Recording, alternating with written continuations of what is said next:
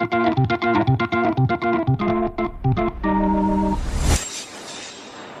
Bell has worked in some pretty famous kitchens around the world. Now he started his own business as a charcuterer. You know what that is, right?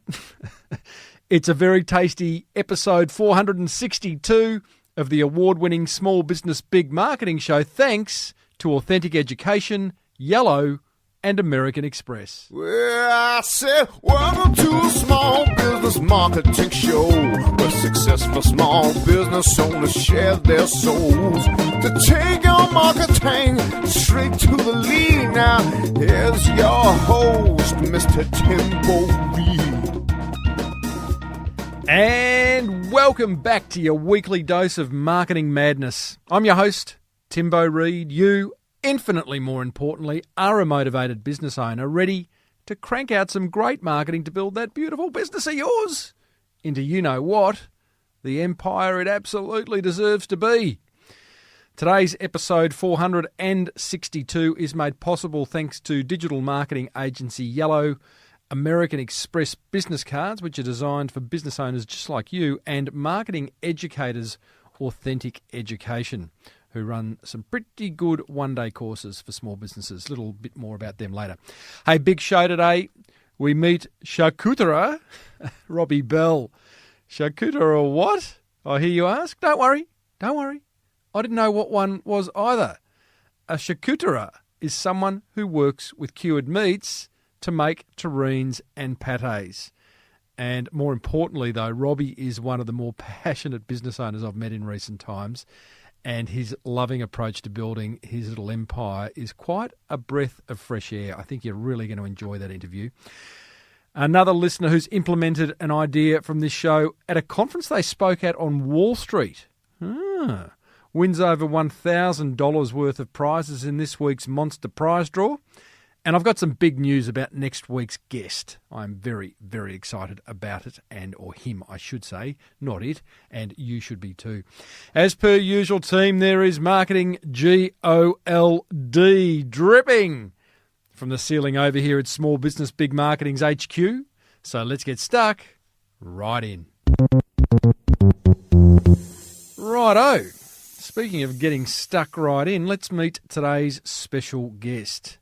After completing his apprenticeship as a young chef in England, Robbie Bell spent the first years of his career working for a Michelin-starred chef. Now, that's fancy pants stuff right there. And he's gone on to hone his skills at some pretty fancy establishments around the world. Then, in 2015, not so long ago, seeing a gap in the market for high-end shar-ku-tuh-ree, such a hard word to say. I've even got it spelled here phonetically. Still trying to wrap my gear around it. And wanting to put his core skills to use, Robbie and his wife started the City Larder, which now supplies over 180 stockists around Australia with high-end pâtés and terrines. He's also got a podcast. I love it. He's a small business owner with a podcast called Cooking the Books, which is in its third season. Now, you're going to love Robbie, as I did. He's larger than life. He has some solid views on how to build a business that you are going to love and be passionate about, and even stronger views on buying local, something I'm particularly passionate about, even though sometimes it's hard to do, and we'll talk about that later in the episode. I started off by asking Robbie what he's learned about pressure from cooking in some of the world's best kitchens. Well, I've learned how to deal with it, that's for sure.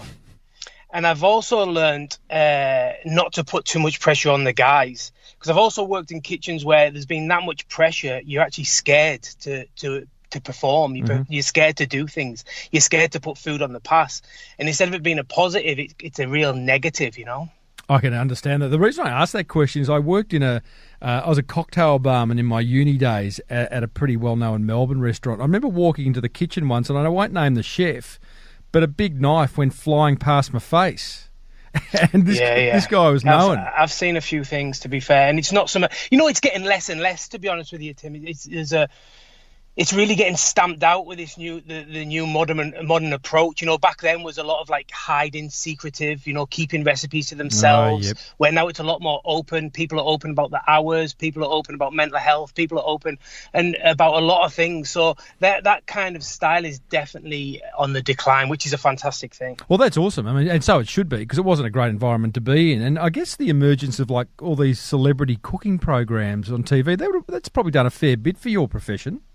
Yeah, for sure. It definitely has. Good and bad. Good and bad, yeah. That's what I was just thinking. Like, oh, yeah, definitely, it's brought a lot of notoriety to chefs and the hard work and whatnot that goes along with that. But then on the same hand, the people that were in it back then were very like in it for anything. It's in your blood. If it's in your blood, it's in your blood. You'll do it for pennies or you'll do it for dollars. Do you know what I mean? It doesn't really matter. You're going to do it. Where now unfortunately, maybe some people are getting in for the fame and the stories, and it's not really the right industry for them, really, Well, there's a generation coming through, and this makes me sound very old, Robbie, but you'll probably agree that when asked what do they want to do, they want to be famous is their number one answer. Exactly, which is crazy, really, Yes. We all know that must bring so much stress when you really think about it. Correct. So listen, 2015, you've had enough of these crazy kitchens, and you start City Larder, based, I understand, on the feedback you're getting from a Christmas terrine you were making at home. Is that how it all began? Yeah, so that's nearly accurate. So I'm not trying to don't take this the wrong way, but I hadn't had enough. That's the thing. If I would still be in that, I love that industry 100%. Like I really love the industry. I would still be doing that and going along. But my wife, we had a baby. Me and my wife had a baby. So your values change effectively. Do you know what I mean? And I was making, like you said, terrines for the staff at work. And going back a little bit there, I knew I had to have an exit strategy. I knew that I had the baby, and I was like, oh, I can't keep doing this. I want to be there for my family. I want to have the relationship. My dad was an engineer and worked away a lot offshore, and I never really had that great relationship because he was away. And I thought, I still want that for myself and my son. So I was like, what am I going to do? And I always talk about exit strategies, and people need to really think about them and what they're going to do in the future. But yeah, so at this specific Christmas, I knew I needed to do something, and I was writing business plans. I've been writing business plans all my life. It's like a little hobby for me, real simple ones, from a loaf of bread to a pack of ham, a pack of cheese, divide it up, and how many do I need to sell, and the price. And I've done that since I was a kid. You are writing business plans since you're a kid. Since I was a kid, yeah. Why? Just explain that thinking. I'd always been into business, and you know what? It got beaten out of me at school, to be honest with you, which is when I look back, yeah. I don't. It's pretty frustrating. I'd done lots of different things. Like, I don't know if you remember them pens that you drew on T-shirts. Do you remember them? And they're like formed up. This is like early 80s, mid 80s. Do you remember them? I should, because I'm a child of the 80s. What do they do? You write on T-shirts with pens. Yeah, it's like a pen, and you write on the T-shirt, like a plain white T-shirt, and it like forms up and it sticks on the T-shirt. Anyway, It doesn't matter. Yeah, I've got it. Yeah. So I used to draw pictures on them, sell it to my mates. Buy a plain white T-shirt for $1, buy a pack of pens for $1, and make, and draw daft things on them, stick men or whatever. And my mates would just buy them. They were rubbish. They were absolutely rubbish, but they would buy them for whatever reason. I don't know. They just needed to spend some on the pocket money. So that would be what I was doing that. And I was just always selling stuff, bits and bobs. And like the first business plan I ever remember writing was where I lived, there was a race course, and I used to see everyone piling into the race course, walking down the street near my nana's house. Walking down, I thought, if I just stood there and sold sandwiches, I might be able to make a few quid. So then I would be like, okay, how much is a loaf of bread? And it'd be like 30 pence. How much is a pack of ham? Break it down, margarine or butter or margarine back in them days, and then work it all out. This is how much it costs. It'd be a pound a sandwich. Well, I need to sell it for £2 to make 50%. And that's what I did. And I've done that, and I just always kept that up forever. So but going back to what you were saying, I was writing these business plans when I knew I needed to leave the restaurants, and I was like, try the cafe. Try to take away these kind, like writing these business plans, and I just couldn't get the figures to work. I just couldn't work it out. It just wouldn't. The maths didn't work out, and the scalability didn't work out, and the whole thing. And I was like, what am I going to do? So then I ended up making these terrines for staff, these staff hampers. And sure enough, everyone was like, they were fantastic. You should start doing them and selling them. And I was like, bing. Okay, let's do that. That's what I'm going to do. And that's how we started. Oh, I love it. Finally, a business plan came through. It was clearly a great thing to do in your growing years to finally land on one that you love. So why did you choose, what are you, a charcuterie? Is that charcuterie. So charcuterie is like cold meats, basically, right. Like terrines, pate, rillettes. And then that's like more of a quick kind of charcuterie. You can make it within a couple of days. And then you've got things like, like salamis and prosciuttos and all these kind of things. That all comes under the category of charcuterie. So that niche that you've chosen, and Robbie, I do love a good niche. That is because that's the type of chef you'd grown up as, or it's just a particular area of chefing you'd love? Exactly that. So I was... I've come from the classics. Our tagline is cooking the classics, and that's where I've come from. I've come from that old school generation of cooking, and utilising the whole product, buying the whole animal, and using it up, and I love that, and I love that technique. And like I've said many times in many interviews, I love the fact of being paid for the skill. I love that. Like, you buy a secondary product, like a pork shoulder, for instance, you do a process to it, which is the skill, and then you sell it for, you turn it into a premium product. So you turn like a $7 a kilo into a $35 a kilo product. So you do your business plan. You love being a charcuterist. I guess that's what you're called. Yeah, I guess you would, yeah. You've done the business plan on it. What's the next step? Because right now, all your life you've been an employee. I think it's quite interesting, the fact that you've gone, oh, hang on, we're having a kid. I better make life easier and start a small business. There'd be a lot of people listening to this and go, Robbie, stay an employee, much easier. Honestly, I tell you what, the next 2 years, I can't credit my wife enough. Honestly, I just really can't. Like, what, you've had a baby, and it's that's a lot of pressure. And then financially, we took such a hit. I was the executive sous chef at Rockpool, which is a really well-paying job, and we went down to earning no money. It was crazy, and I could tell you about some hard times, but I don't want anyone to get any tissues out. Do you know what I mean? No, mate, tell us. I mean, I think we need to understand. I mean, there's a lot of small business owners listening who understand the hard times. There's others listening who are thinking, "I'll start a small business." Tell us about the hard times. You've gone from. It got as bad as this is. I've never really said this, and even to friends and everything, I've just kept this totally under my hat. But on this opportunity, and as you're asking, we got money for my son when he was born from friends and family, like $100 here, $100 there. And we've spent all that. That's all gone. We don't have a penny of that. It's all, we had to spend the whole lot to keep afloat, to pay for rent. That's how bad it got, when we were, and I'm not joking. It's not poor us or anything. I'm not saying that we're superstars, and I'm sure anyone would do it and go through that. When you're in it, and you commit to something. When I commit to something, I go hard, it'll take a lot to break me. And so we were eating like chicken wings from the chickens that we were eating, but, just rice. It was dire. It was dire times. But, my wife not once did she ever question, never. She would say, this is really difficult. We're really struggling to pay rent and this and that, the other. Well, we were struggling to pay rent and whatnot. And I said, it'll be fine. We'll get there. Don't worry. Just let's keep going one step in front of the other. We'll get there. And sure enough, we got there. At this point, I'm questioning your ability to write a good business plan, Robbie. Look, this is the thing. We did this on cash flow. We built this on nothing. We've had not a penny investment. Never borrowed. Outside of your son, you've never borrowed money. Yeah. And you've just cash flowed the thing all the way. What gave you the strength? You sound like a fighter to me. But what gave you the strength and the mental strength in particular to go, we're going to get there. This is going to work. Because, and I'm going to go, I always default to this, but I'm dyslexic. So, man, I tell you what, that in them 16 years or 15 years, 10 years at school, whatever it is that you do, that was a really hard time, man. That was like, seriously, like, I used to go into lessons and not have a clue what was going on. I didn't even know what university was till I was like 21 or 22. Never even heard of university. Didn't even know what it was. And, and I used to go into classes and they would be talking about stuff. I didn't have a clue what was going on.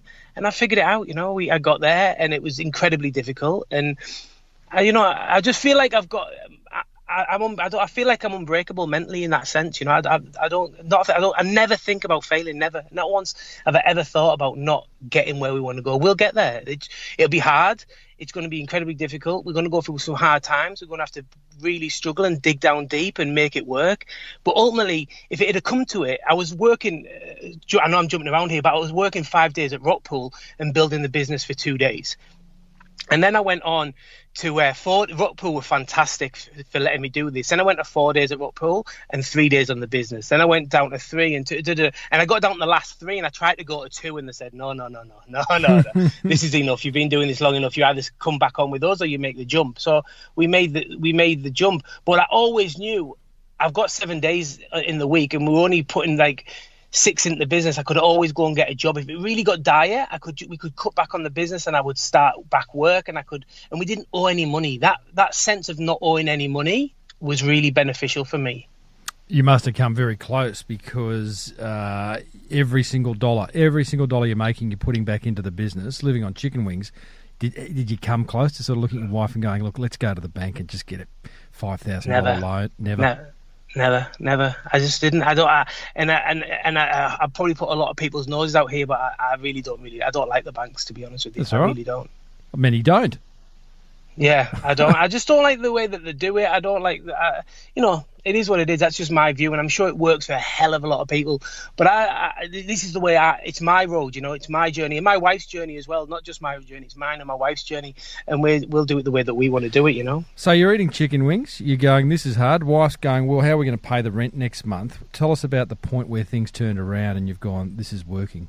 So we got a good accountant. We got invited to go to a really good accountant and go to a meeting with him. And we were starting to see some progress and we were starting to be able to pay the bills and not waiting with the cash flow and things and not waiting for us to get our bills in to then pay the bills. Obviously that's a pretty simple thing, but that's when we could start going, okay, we've got $1,000 in the bank. So we can pay our bills and then we can wait for our money to come in. That was then we were starting to go, okay, we can see some progression here. And obviously we were always buying equipment. So we were making a bit of money and then we'd buy a piece of equipment. We'd make a bit of money.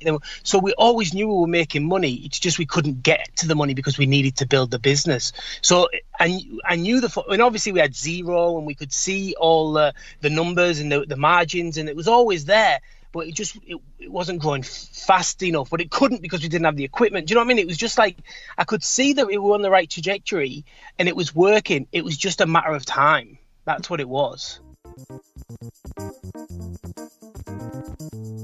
With so many options available to you, the successful small business owner, getting that beautiful business of yours found online can be confusing. That's why I suggest checking out how digital marketing agency Yellow can help do it for you. They can build you a website, optimise it for search engines, get you a funky social media campaign, list you in the best directory sites in Australia, plus they have a fantastic banner ad service that can get you 3.6 times higher click-throughs than the average display ad on some of the highest trafficked sites in the country. Who wouldn't want a bit of that? Find out more at yellow.com.au.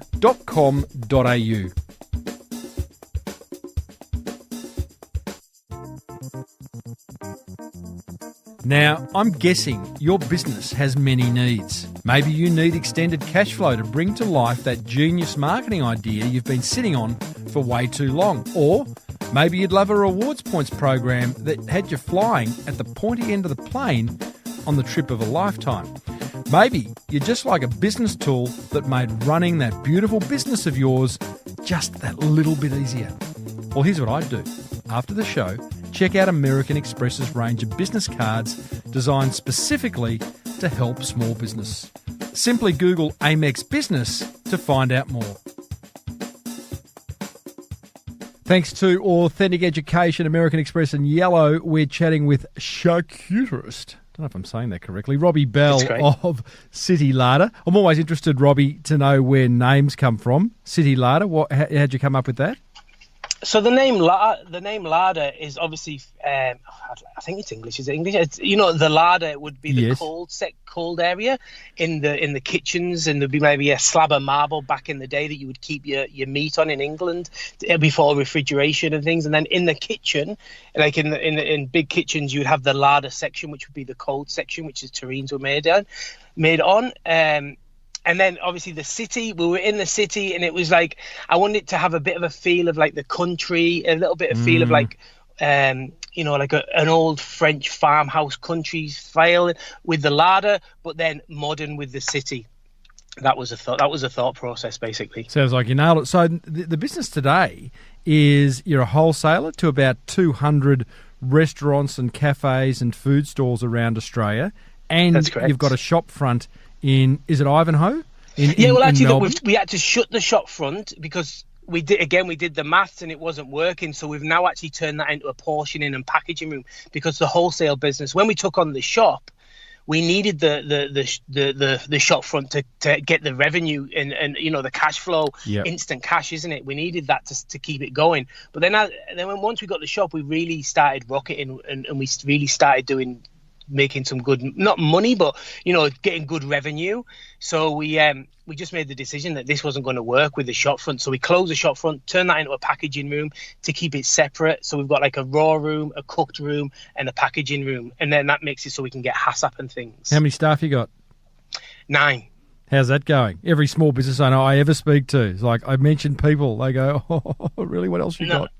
No, I haven't got a bad word to say about any of them. I love all of them. They're all fantastic. I reckon you'd be a pretty good boss. And say that again, sorry? I reckon you'd be a pretty good boss. Yeah, look, I believe that I work for them, and I truly believe that. I genuinely believe that. I want to give them every opportunity that they want. We've got a lad starting with us, and the kitchen's closed Saturday, Sunday. I said, if you want to come in and start your own business and use the kitchen on a Saturday and Sunday, you come and start your own business. Do you know what I mean? I want to give people that opportunity.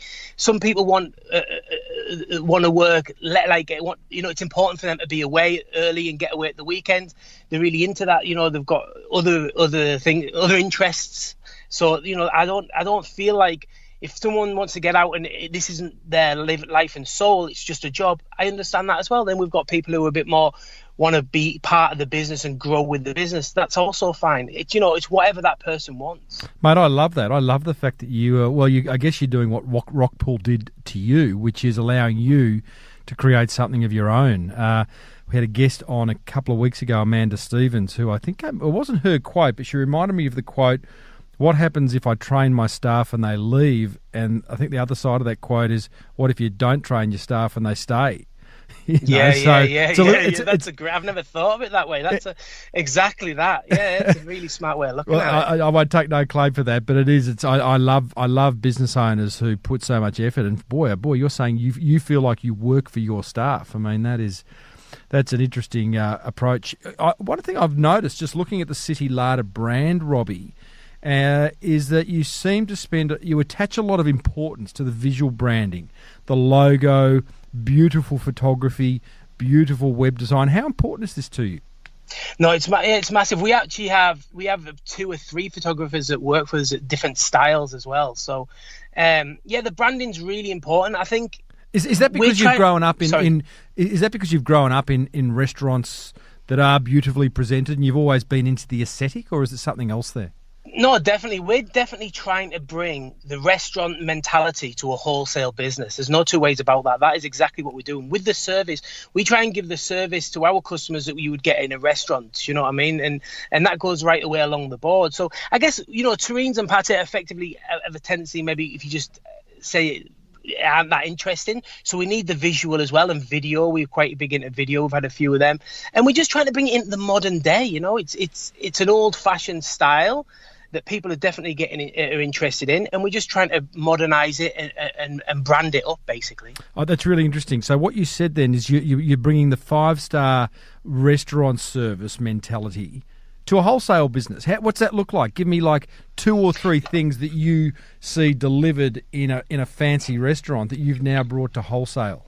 Okay, so for instance, this week, let's say, well, last week, because the deliveries haven't gone out this week, but last week, it's pre-Easter, mega time of year for us, really big. It's the second busiest, after Christmas, it's the busiest. This is the busiest time of year for us.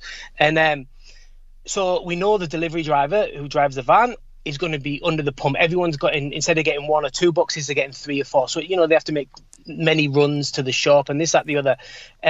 So instead of just leaving it at that, which a lot of wholesale business do, not bagging them, but what they'll do is just like, it'll come when it comes, no communication.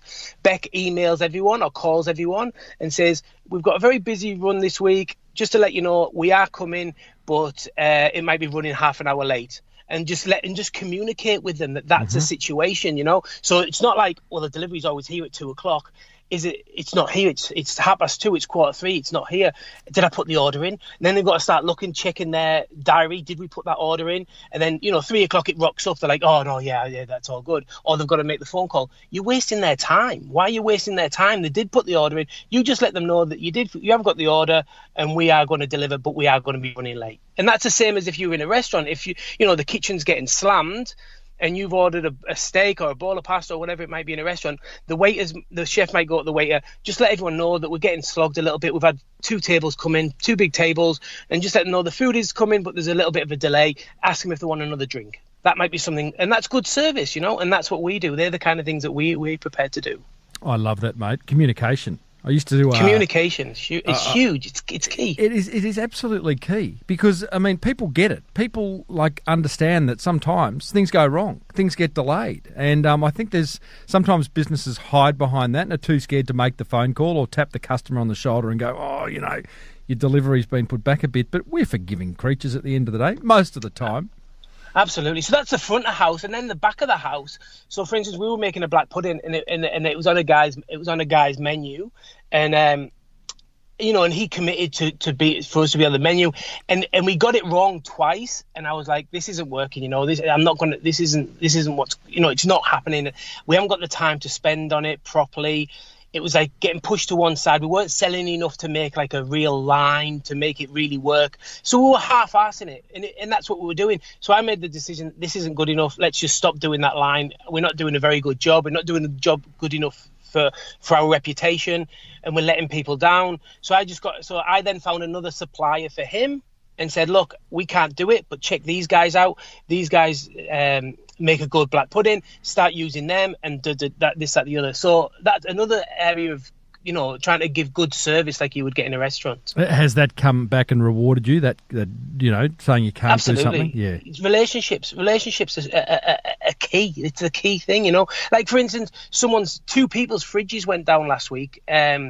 2 of our customers, would you believe it? And it's happened to me about a year ago, where I cut $3,000 worth of stock and I put it in the fridge. We went away for the weekend, I come back, the fridge was at 30 degrees. The compressor had gone. So I had to throw all that stock away. It's heartbreaking. Putting that in the garbage was just absolutely heartbreaking. Since we put things in place where we have sensors in all the fridges and we get notifications, so that won't happen again. But this has happened to these people. They had to put a reorder off orders. I guess it's like when you fill your car up with diesel, you pay for the diesel, then you empty it, you've got to pay to get it emptied, and then you've got to refill it with petrol, and you've got to pay for that petrol again. It's like, oh my goodness. So they've got to rebuy all that stock. So we just give them a little discount and say, look, we're really sorry about your fridge going down. There's a little discount. I know it's not much, but at least it's a little bit of a help to pay for the fridge to get fixed. It costs us nothing, like what's it cost us? $50, $100? Like, it doesn't matter. They're having such a bad time, and we want to be there to support them, because if you support them in the hard times, they'll support you in the good times, Yep. Totally agree. And the whole concept of high perceived value to your client at a low cost to you, the business owner, is a great strategy and mindset to have. Exactly that. I have to go back a couple of minutes, Robbie. Black pudding, mate. Can you just give me some insight into why we need black pudding in the world? Well, first of all, it's absolutely delicious. We'll start with that. And secondly, it's incredibly healthy. It's super healthy. So is an apple. Yeah, but it is what it is. It's something that I love. Also, it's very why waste it? The animal's died for you and give up its life for you. Why just let that perfectly good product just pour down the drain? Why do that when we can use it? And hello to all your vegetarian and vegan listeners out there. Robbie, most effective marketing that you do for City Larder, what is it in terms of attracting attracting new customers? Because you're a B2B business at the end of the day, aren't you? Yeah, we are. Yeah, for sure. So there's two that I'd like to say. One is working on word of mouth and like actually working on that, doing things that help promote people to spread your word, not just delivering to them and hoping, but making wow factors, going that extra mile. Really never missing deliveries, always being reliable, and making sure that they talk, because obviously they all talk amongst each other, retailers. Mm-hmm. So that's one area I would definitely say as a marketing tool we work on, trying to get people to talk about us. And then I think the next one it's pretty simple, to be honest, and that's Facebook and Instagram marketing, targeted markets. And that's probably the second biggest one. Paid advertising? Paid. Okay. Do you do that yourself? Yeah, we do that ourselves. Yeah, we do it. Yeah.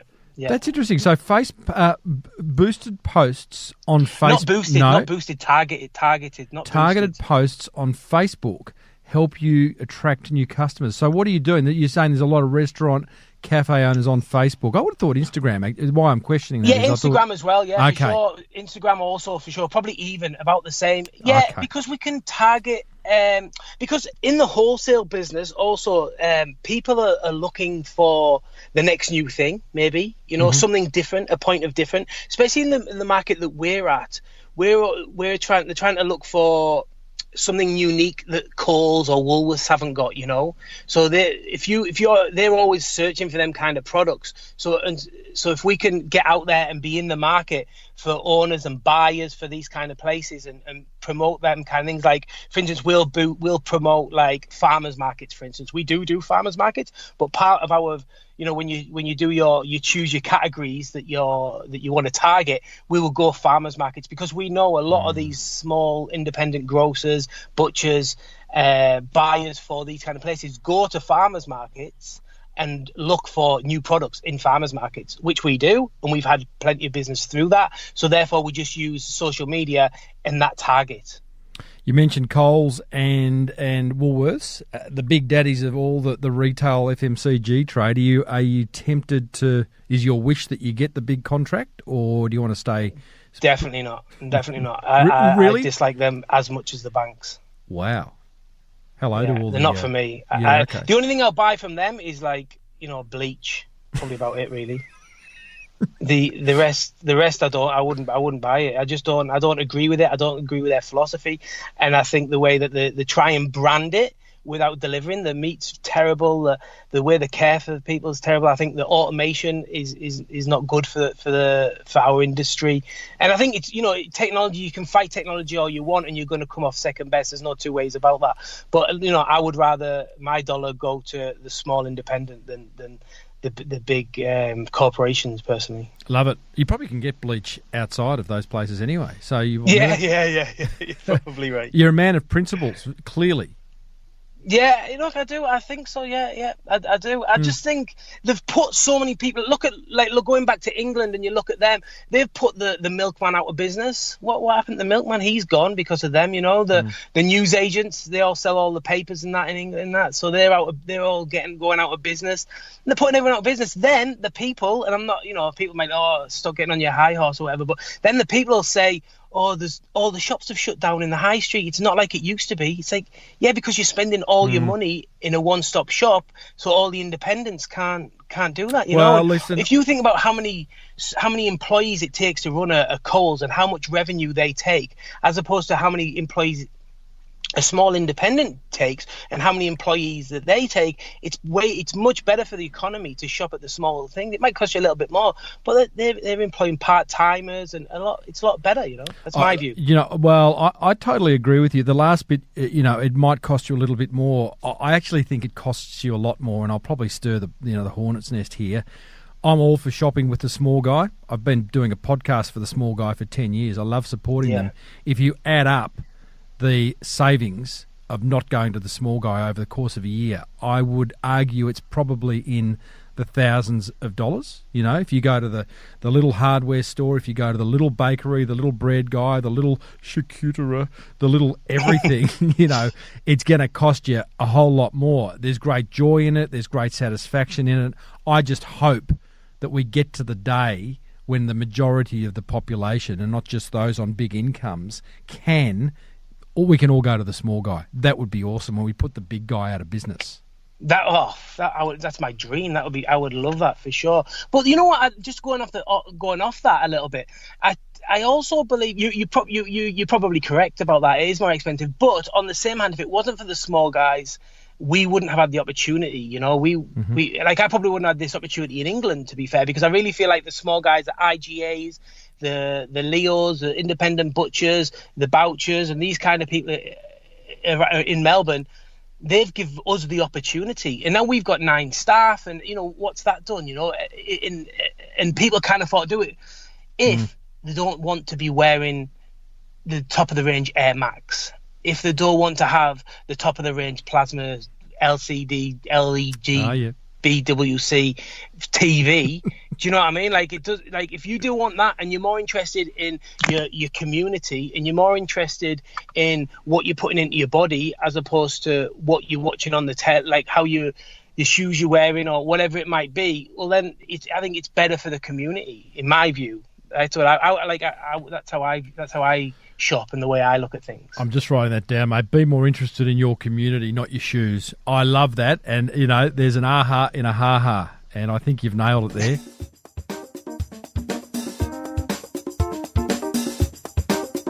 Having interviewed close to 500 successful business owners, I'm often asked what traits do they have in common? 2 that come to mind immediately are their deep respect for the power of marketing and their solid commitment to never, ever stop learning. And that's why I'm excited to tell you about an upcoming one-day marketing course being hosted by Authentic Education, which is a BRW Fast 100 company. Happening around Australia in June and July 2019. Amongst other things, if you attend, you will discover 6 steps to nailing your Facebook ads, high-converting copywriting techniques, a formula for writing email subject lines with ridiculous open rates, a simple $20 a month marketing hack that can generate multiples. You'll get some social media training and plenty more. So if the idea of getting a grip on your marketing appeals, and I know it does because you're listening to this show, then take a day out of your crazy schedule and go and learn something new to build that beautiful business of yours into the empire it absolutely deserves to be. You can find all the details out about that course, that one-day course, over at authentic.com.au/Timbo. That's authentic.com.au/Timbo. Robbie, just want to finish, mate, because I am talking to a fellow podcaster. You've been podcasting. You got about 30 or 40 episodes under your belt of Cooking the Books podcast. Why did you start that? A few reasons. Again, on my high horse, I've got loads of people like, oh, this guy's always whinging on, but I'm pretty positive. But I feel like there's a few reasons. One, I'm not in the kitchen as much, so I don't have that connection with the chefs, and I love that industry, the hospitality and the restaurant industry. I love it. I just absolutely love it. So I didn't have that connection. I wasn't in communication with people like I used to be. I used to be really in it. So that was one reason. I wanted to keep them networks and them communication alive, I guess, them conversations alive. That was one reason. The other reason was brand recognition. I wanted our brand to be recognized with some of the best chefs in the world and let them know that I'd put a lot of effort into creating these relationships. And that's our background. And I wanted to give confirmation that it wasn't just all talk, that I have worked with these guys and I have done that. So it was a bit of brand recognition and connection in that sense. And the third reason is I feel like some of the big magazines and papers have their favorites. And if you're the in thing and you're the cool thing at the time, well, then you'll be in the paper a lot, or you'll be in the magazines a lot. And it's only the top tier that they kind of get involved in, really, and then the odd up-and-comers. And I feel like the guys who are in there doing it every day, grafting, don't really all get the recognition, and I would like to give them a platform to tell their story. Oh, mate, that is brilliant, because I got to say, again, back to the mass media, like the big magazines and the big TV stations, you just see the same people rolled out time and time again. And I think it's boring. And it is definitely boring. And I'm with you. I take a little bit of pride in the fact on this show, I have people as guests that many listeners have never heard of, and they now have, like you, mate. You're smashing it. They now, hopefully I can give you just a little bit more exposure because you're doing awesome things. But, exactly. The Vogue livings of the world, or whatever, Vogue entertaining, they might not, profile Robbie just yet. They will now, mate. You've been on the show, but Oh, that's awesome. What has podcasting done specifically for City Larder? I think again we're going back to community. We're going back, I think it's made our community a lot stronger. I know people say it all the time, I was listening to this, or people are getting inspiration, our community, because a lot of our stockists listen to it, and we've had a lot of our stockists on as well. They listen to it and they feel they're part of a community. We're all part of a bigger thing, and I think that's basically it. We're just trying to create a bit of a community, and we can all bounce off each other, take inspiration from one another, believe that you're not the only one in the trenches, having a hard time or even a good time, and maybe get a few tips along the way. He does this, he does that, and I like to just have that platform, really. I enjoy that. Love it. What a simple way podcasting is to give back to someone. For you to say to a supplier or a colleague in the industry, "Hey, can I interview you?" That's just an awesome gift. Oh, yeah, absolutely. And I feel great. You know what? I'll be honest.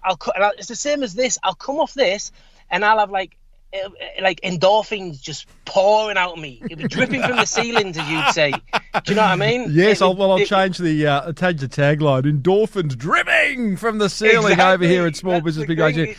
You come out high, feeling great, and something like this can change your week. Good on Seriously. you, mate. I love that. Speaking of week and looking into the future, what can we expect in a year's time from City Larder? Where are you going to be?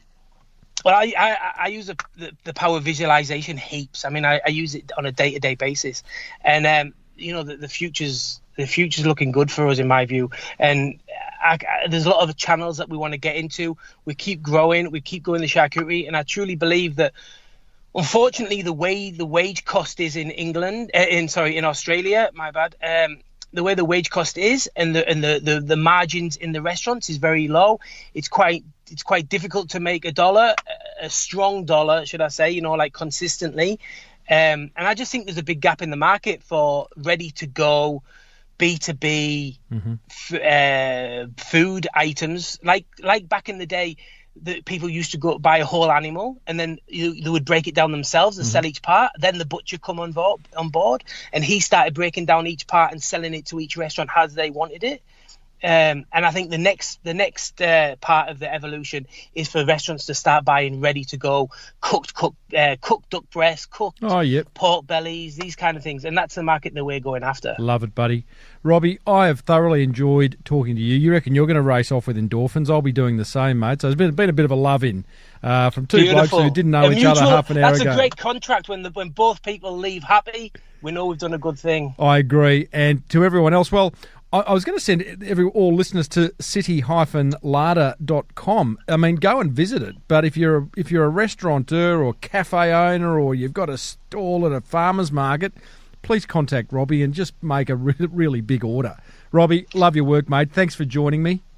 Thanks for the opportunity. Like real quick, just before I go on, I know time's precious, but I started off listening to you about 5 years. I think it was about 5 years ago. I briefly mentioned it in the past about the guys that were putting the bins away for $1. And I visualized being on this podcast. I visualized speaking to you. Like I visualized going on Joe Rogan's, and I visualized going on Gary V's. I visualized going on yours, and today it happened. And this is just the first step in many of our path to get to the where we want to get to. Love your work, Robbie. Big hug, mate. Big man hug. Take it easy. Thanks for your time, everyone.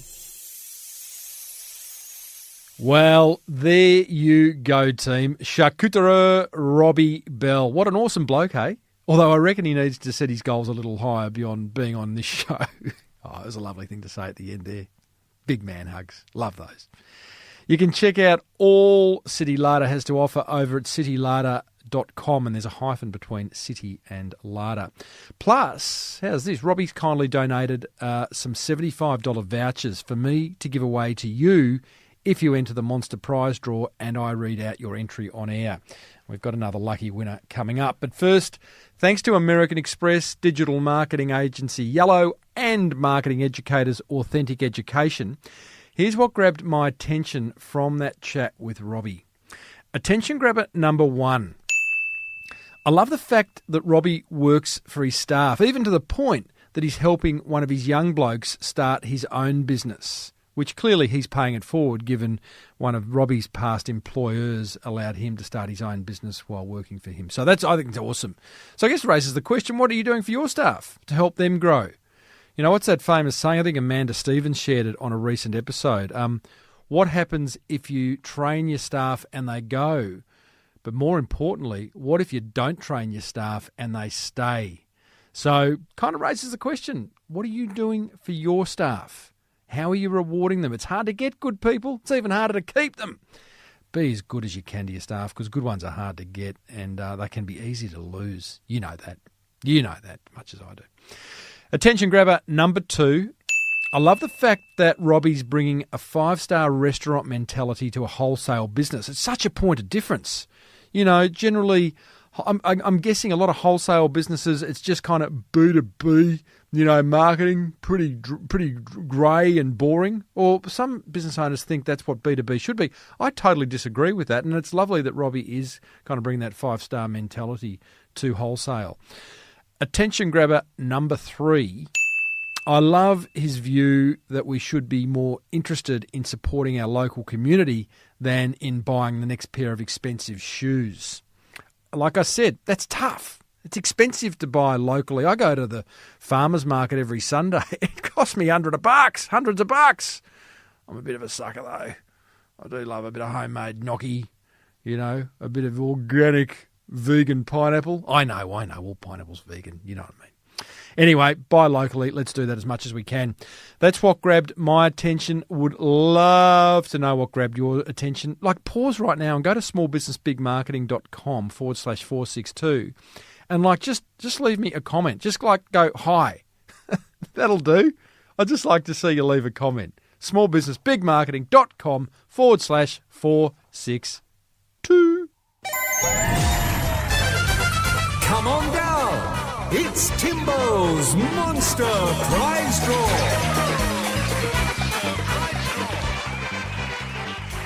Oh, yes. You know what that means.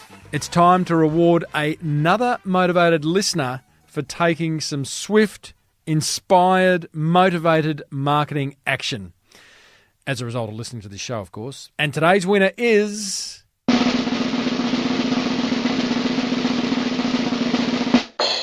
Trish Ridge of the Chartist.